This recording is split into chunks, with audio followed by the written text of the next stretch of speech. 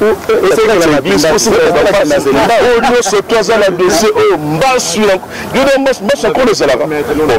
c'est le qu'il te dit hier en direct dimanche. Toi, tu es journaliste en enquête, c'est ça, non? Judiciaire Nabiso. Vous pouvez imaginer que pour une invitation, aux autres demander à Mouta répondre à 8 heures. Il est venu de lui-même à 6 heures. Voyez bien qu'il est parqué. Ça, on va mentir.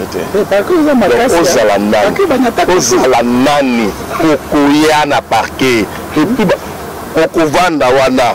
Barobenga on a combo na ya monsieur. Barobenga on a combo na ya anti choki nani, choki pasteur monsieur.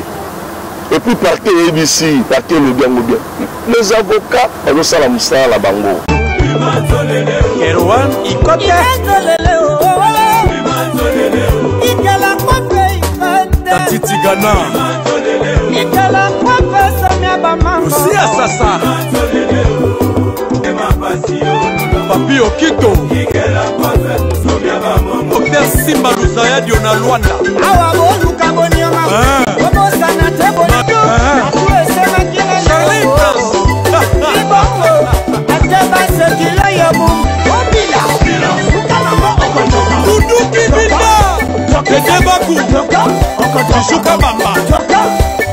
Mike Makema, Idesheni Kabeya, Shisekanu, Jessica Solomon, Mifi Abia, Kuche Miel, Raf Nginu, le pétrolier Laurent Sokoko.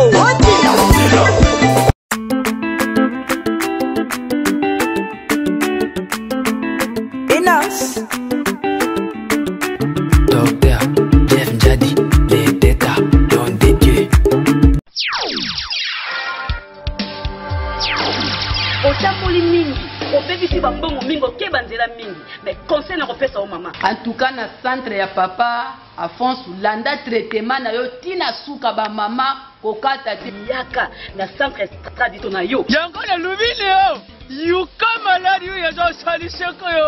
Obesidade, hemorroide, fraqueza sexual e prostática, dor de dente, dor de bexiga, reumatismo e outras doenças.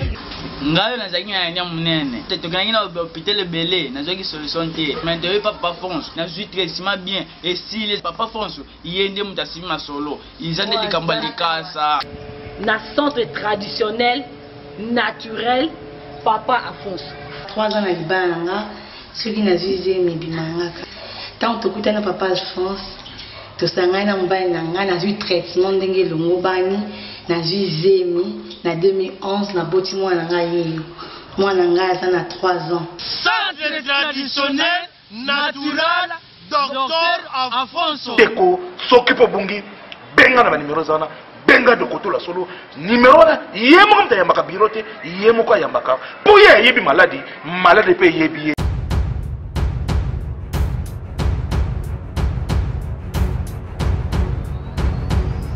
Sotali lisolo ya Moïse na Eliane. On comprend que na Moïse na Eliane lisolo ka na banwana ba risquer prison. Ezala ba kosali Moïse. Ezala mwana mwasa la bi solo. En sentant déjà famille na la fille, on comprend que elo Moïse na monter. Cop vide. Lelo justice ko alobini décision finale justice. Un matin, tu vas bien que ça va. Au lieu de ça va jour, babi un C4 matin. On va dans un C4 matin. Si. Dans un C4 continuer. Bago bengi sabango un de ces 4 matins. Son tanga oebi français un C4 matin bago bengi sabango bani. Question bat bota la biso. Na lobi boye na pesa j'invite ceux qui onazo bana linga to na français. Balobi ke babeng sabango un de ces 4 matins. Cela veut dire quoi? Ba pesi bango jour babeng sabango parce que c'est procès. Et si mamoni mbaki babaki boya 2 jours 3 jours. Mais babila bango un de ces 4 matins. Faut comprendre ils journée. Ata lobby, ata une semaine, ata un mois, ata 2 ans. Donc babeng sabango. Donc on peut comprendre que Moïse Mbi a quitté pour bamoni walo mabete. Voilà. Merci beaucoup. Merci. Se confronter ba mbalio lobby na viola ki. Ezala ki ndengeni, banda ki ndengeni. Et si la soeur a ma preuve, elle a ma preuve devant Bazouzi, pour Bazouzi va Katalikam. Un de ces 4 matins, de conseil absolument pas si tu éviter la linga à Kanza Baranini. Moi je crois bien un de 4 matins que j'aime sous lobby. J'aime sous lobby Carandel, le frère. Après sous lobby, mais on toujours à la ligne la Branga officielle. Merci beaucoup. Carandel, j'ai trop dans la télévision, ça là qui conférence de presse. Sans pour autant passer sa finalité à dossier Oyo. N'habitez au Kolobani. Mouta perdre dossier, tout mouta gagné dossier à Zati. Bah juge Balbi un de ces 4 matins qui veut dire que entre Bango et Balé, bah l'élément moussou c'est insuffisant. Donc il faut pas récolter sous l'élément Yamakasi pour que Bazon à l'issoussou, Basang Sabango pour que Basamba bien, Bapes avec l'éclaircissement bien, na opinion, ton public Oeza, Batebele Barako Landa. Dossier où il y a pasteur Moïse na Eliane Bafeno.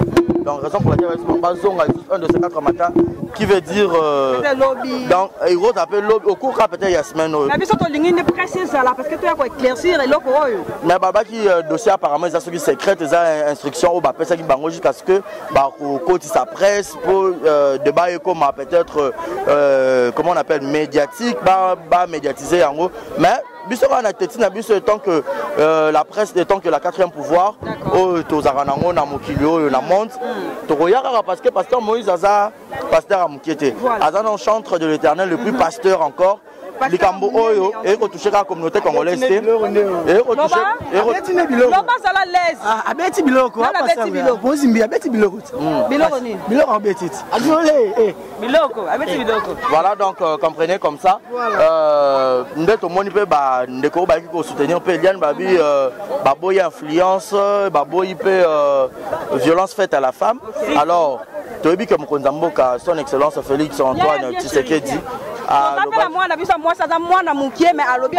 rapport à justice, je dis comme ça, Moïse Mbi est un pasteur. Mais comme il a fait ça, il faut qu'il part à l'église, il demande à Dieu pardon. Et surtout quoi? Il doit payer justice pour Eliane. Qu'est-ce que tu dis? Il va payer justice pour Eliane. D'accord. Moi, donc, je dirais, tous les rabakat et la mission Likambu. Et puis, toi, vraiment, suite Nengezala. Merci beaucoup. Merci beaucoup. Oui.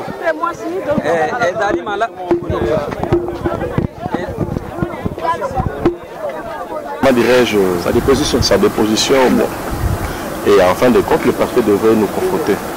Chose qui a été faite aujourd'hui, on nous a confrontés et que le parquet a estimé que les éléments que nous avons présentés devant le parquet a estimé qu'il doit continuer encore à enquêter sur ce dossier. Voilà un peu en gros ce que je peux vous dire sur ce dossier. Donc le parquet il nous a renvoyé pour un autre jour et je ne pouvais pas le divulguer tout de suite là.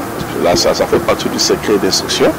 Mais vous serez informés qu'un de ces 4 matins, nous serons ici. Donc demain pour nous les avocats de ces dossiers, nous sommes encore appelés à être ici pour assister nos frères qui ont été séquestrés au niveau de la police du commissariat provincial de Kinshasa.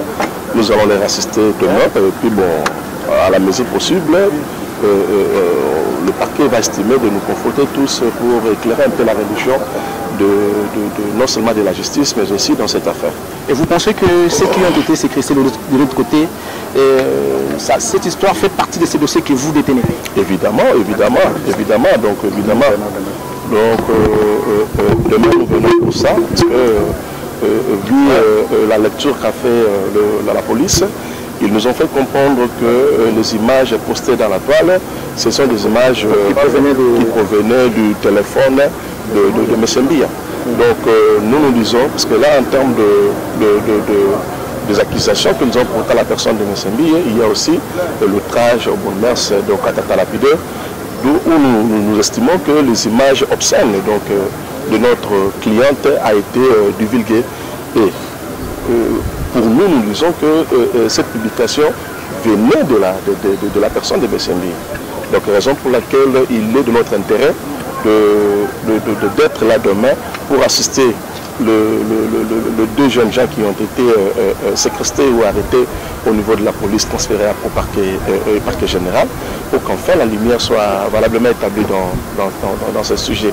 Donc si demain nous allons venir, nous ne viendrons pas pour le viol, mais nous allons venir pour connaître quand même la vérité sur la publication des images obscènes que vous venez après, que tout le Congo ou tout le monde ont vu dans la place publique.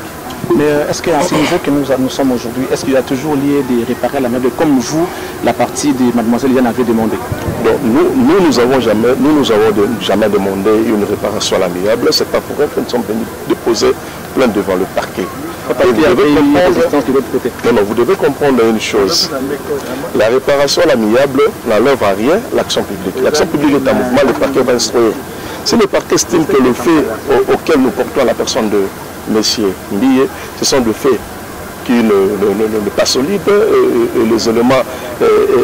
L'agence d'export et d'import, Michel Atlantic Shipping, et Bana ya Canada, Bana ya USA, Bomitungisa Lissusute.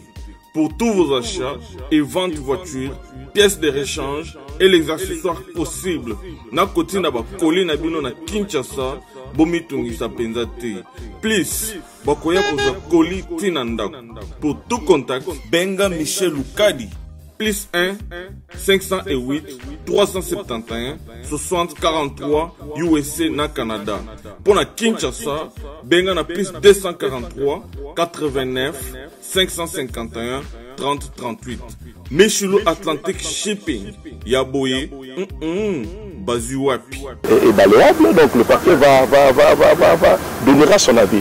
Mais pour nous, nous estimons à ce stade, c'est vraiment très précoce à notre niveau de parler d'un arrangement à l'amiable, dès lors que le parquet instruit les dossiers. Et nous voulons que la justice puisse être éclairée pour tout le monde.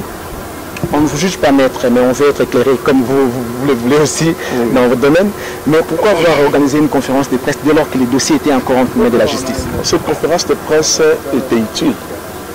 Pourquoi? Parce qu'il était de notre devoir d'éclairer un peu les gens sur bon nombre de choses ou bon nombre de argumentations pour balayer un peu les différentes faussetés que les gens mettaient à la tête des gens dans ce dossier.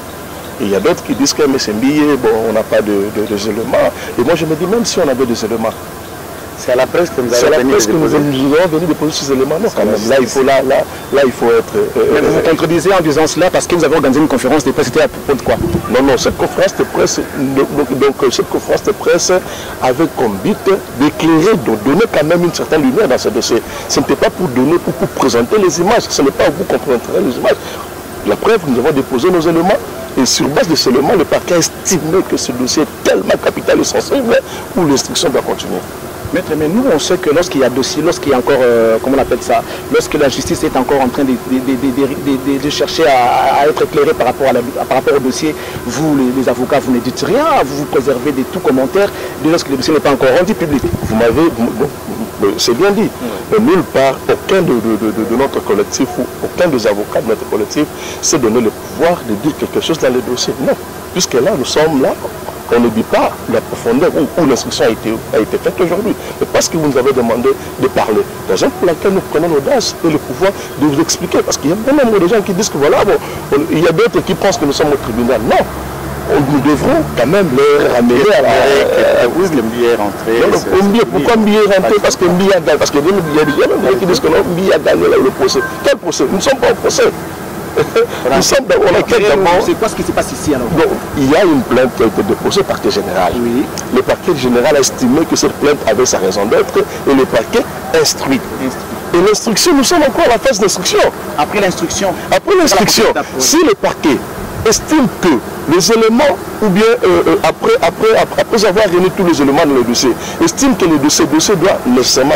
Il ne faut pas oublier, c'est un dossier de viol. Et le viol sur mineur. Le parquet estimant que si le parquet va estimer que le dossier soit fixé au tribunal, il fixera le dossier nous serons au tribunal. Parce que le parquet ne peut... Vous devez comprendre une chose. Le parquet n'est pas là pour condamner. Le parquet instruit. Mais la condamnation, c'est l'œuvre du tribunal. Je suis sûr que dans ce dossier, nous irons au tribunal. C'est ça même notre objectif. Aller jusqu'au tribunal pour que s'il y aura des condamnations à la personne de M. Mbille, qu'il puisse quand même la peine que le tribunal émettra à sa personne. Donc qu'est-ce que vous reprochez à l'accusé? Mais c'est la justice de faire ça. Par rapport à votre prêtre, monsieur. Mais la plainte, vous pouvez ça mettre de lit. On a vu ça, ça va répondre à l'ingala. Beaucoup peut ça mettre de lit, Moussala Mounene. On peut se reprocher de la plainte. Je te reproche, je saisis la justice et dans ma plainte, je dis ce que je vous reproche. Oui. Viol, justement, avortement, attentat à la pudeur. Vous savez comment on a menace de mort. C'est pas clair. Maintenant, parce que il y a vérifier 4 infractions dans ce qui est allé. Tous les alités, ceux qui vont continuer à me bien ma bac, ils vont continuer à la liberté. Nous avons samba, nous avons bafundi et panquer à samba sala nango. C'est clair. Il y a malade, on a ce peu que la Koloba Boy, la bande de Kobago dans la Bisso. J'ai toujours dit dans ma déclaration, surtout que le parquet général est composé au magistrat et pas le moindre. Aujourd'hui, là, j'estimais que nous pouvons aussi faire confiance dans l'institution judiciaire Nabiso. Vous pouvez imaginer que pour une invitation, aux autres demander à Mouta répondre à 8 heures, il est venu de lui-même à 6 heures. Vous voyez bien que le parquet, ça on va mentir. Ozala nani, kokoyana parquet, et puis okovanda wana bakobenga wana kombono ya messier bakobenga te na kombono ya ante soki nani soki pasteur te messier et puis parquet ABC parquet le bien les avocats bazosala mosala na bango ça sert à rien d'intimider les avocats là basala mosala na ngai pour intimider et après. C'est pas ça, la base soit un peu. Non, c'est un ami, c'est un confrère. C'est un confrère auquel nous avons une pensée piège. On ne peut pas aujourd'hui, dans une prédication, mais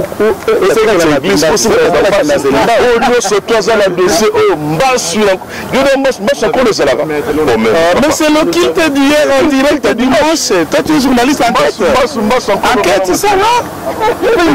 C'est le banc de la Sampa déjà. C'est pas ça qui est dans le banc. La morale de votre cliente au Zénith. Elle est au Zénith parce qu'elle ne ment pas. Elle ne ment pas. Elle est nette. Elle fait confiance au parquet et au magistrat. On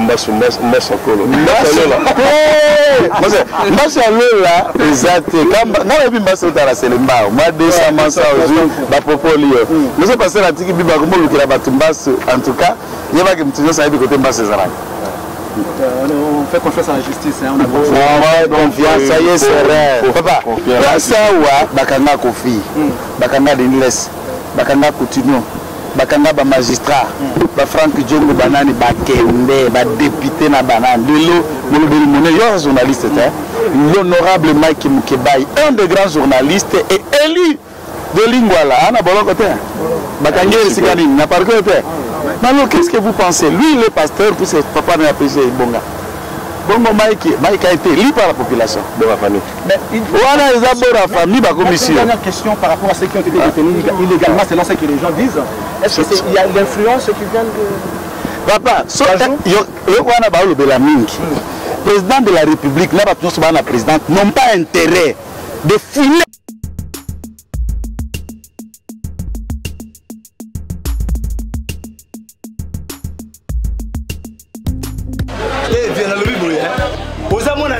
Mwana njili oyebi yango bien que JB service eza agence ya mwana njili mwana changu mais ozo sazade otina ba koli na ba chance moko boye banoti na koli mona 2004 ya il est en 2019 koli mo yate oyebi ke il ça la même passe agence eza moko on a déjà mwana njili na Sainte-Thérèse JB service ngamo na confirmer ngo po tini diko li 10 ans c'est commis et puis les gens veulent commenter mbala moko papa ni les akule JB service et ça kaka on est ça oh mais ça ce soir usanga kuibe jadi wewe mbimba JB service soko kena Brazzaville et ça la carte ya Brazza bona batu bakamata biloko na bango na Brazzaville précisément et ça à côté ya aéroport maya terrain moko ezanga na football odinte maman odinte ayenjila moko na biloko maman di oui na yenzela mona biloko tokoma elobi toza awa mpona bino tosala mosala mpona bino anja mundeli te mutu mwindo azali congolais lokula yo na ngai azali mutu mwindu me makila mundele José Bayila yango moni jibe service mikolo ibatu bazolobaka leyeka papa foiseleo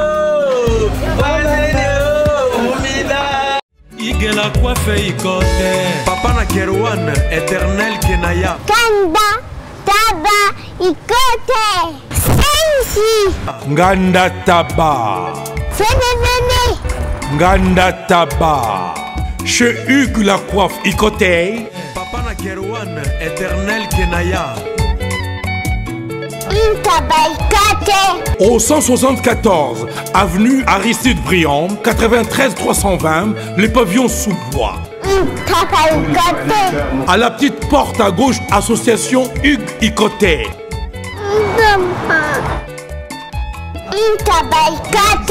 01 41 55 0000 Ntaba Ikoté. L'armée n'a makambozo le cana justice. La démocratie que les gens ont combattu à l'imiter aux côtés de Papa Etienne, ce n'est pas d'interférer à la justice. Il a intérêt, et tous ceux qui nous suivent, qui soit un conseiller, un membre, un cadre de la présidence, retire-toi. Nous avons vu même certains nœuds des gens qui travaillent à la présidence aujourd'hui dans l'institution. C'est honteux. Ça, ce n'est pas sérieux. Ils doivent cesser ça.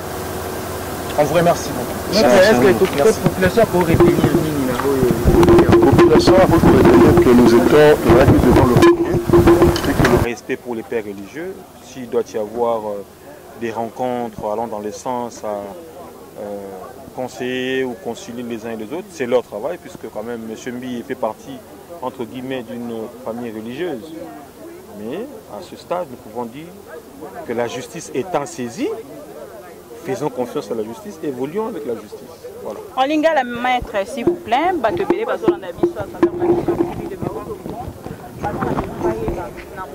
makambo et l'équipe enza totali tango procès sili tomoni ke ba to bazaki penza ko samba tozwi occasion ya komona bango te tango bobimi bomeka ki penza kopesa biso message te ya makambo nyonso eleki bato bazali kozwa rumeur ya moke ya koloba ke bino penza bo toucher déjà quelque chose. Voilà pourquoi dossier komi un peu kokende na ko zipa madra orolobani bon oyo lobby eza oyo lobami libanda.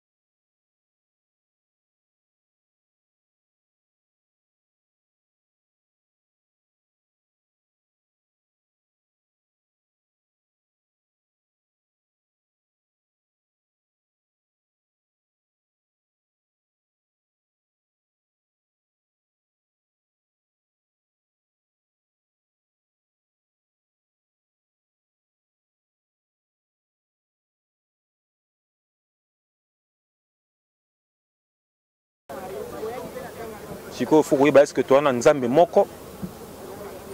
Tout ça de commun à Congo, c'est la justice. Et justice congolaise est la justice distributive. Oza Nambongo, te, oza na droit ya kozala rétabli en cas de problème. Liboso ya justice ozali justice à peuple congolais nyonso. Toko yoka bako finga madame Eliana za banda vina ekala ata ndumba azana droit à justice, sauf qu'il y a lésé quelque part. Ok? Donc, Lélo, tokosala maloba moko ya mabete mais toyebisi bino que procès ebandi lelo to instruction première confrontation il y a monsieur Moïse Mbiye na madame Hélène Bafeno et salami bel et bien lelo awana parquet général après la cour d'appel de Kinshasa Gombe. Maître ba journaliste ba banda ki na bino na début mokolo lelo to moni ke tozwa ki autorisation kokota na kati te mokolo nini to kozwa ngo penza na kapela. Non, nous pensons que ceux qui instruction évolué suffisamment que les dossiers a fixé dans le tribunal. Boyebi ndenge ezalaka na tribunal, bokota na bino na salle d'audience, bokolanda procès et puis au fur et à mesure bokoyeba makambo ezokende.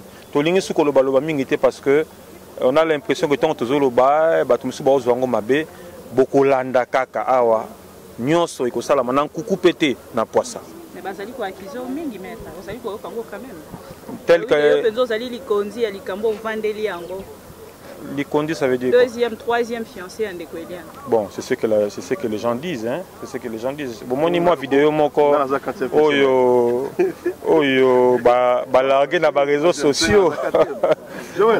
Balarguer vidéo mon dans les réseaux sociaux. Écoutez, Tozali, avocat, il y a Madame Eliane. Ok? Tozali bateau, Tozana ba bonne mœurs. Je mets quiconque a défi, abi miselanga sex step ya mettre ngalasi. Éducation o ngana sana ngo mokimo mbebi na oti na zu yango wapi. Hein? Bobi miselanga yi sex step na ngai.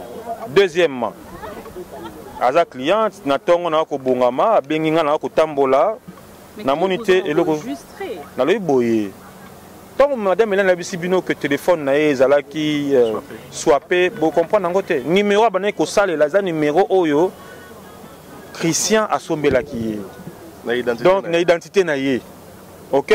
Il y a beaucoup de choses, des éléments qui sont, n'est-ce pas, en possession du magistrat. Bozo, est-ce que vous poussez biso, tolo balikambo et sengel tolo bate. Beaucoup de verres bateau, babimarabalongi.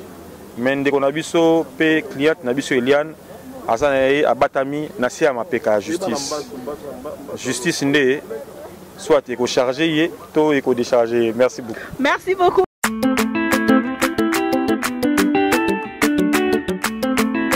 Enos. Docteur Jeff Njadi, les d'état, don de Dieu.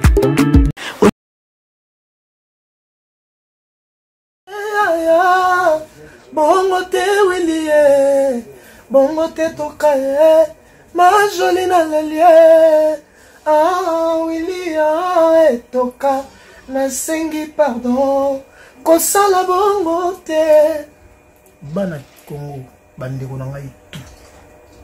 Je vous demande de vous abonner, bosomba décoder wana, mbangu pona kotala babiloko tout ya mboka, pour vous alla informer à l'heure. CPLA TV, na bandeli CPLA TV, décoder à CPLA TV, ma chaîne tout. Ya Kinshasa, la chaîne tout ya Congo, la chaîne belé bouquet na écouté sur les nyonso, ba clip tant aux autres na bonota. Donc ba information nyonso ya mboka, ya politique, ya culture, ya sport, ya santé, ya nyonso. Donc voilà, idéologie la CPLA TV.